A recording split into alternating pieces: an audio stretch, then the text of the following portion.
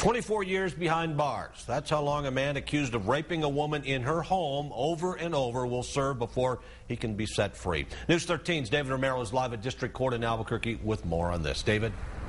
Mike, 29-year-old Stanley Fuller could have faced a lot more time, but a plea agreement with the state reduced his time in jail. Fuller was facing charges of criminal sexual penetration and battery on a peace officer. It was back on November 5, 2005 that Carolyn Hughes says Stanley Fuller broke into her home and tried to rob her, but instead raped her repeatedly for about an hour. Fuller got away and was nowhere to be found until nearly 2 years later when he was arrested for trying to steal from a store in the mall. He was required to submit a DNA sample, which finally linked him to the Hughes rape in 2005. Fuller went before Judge Charles Brown this morning and pleaded no contest to the criminal sexual penetration charges, as well as the charges of battery on a peace officer from February of last year. Judge Brown sentenced him to 33 years and suspended all but 24. Fuller did not even face Hughes as she addressed him in court today. There aren't any winners here. When he raped me, he robbed himself of his future.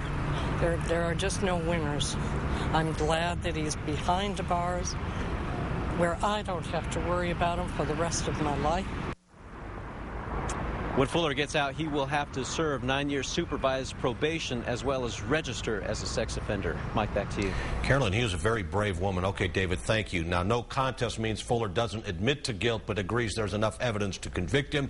Fuller had previous misdemeanor sexual offenses and will need to seek counseling when he is finally released.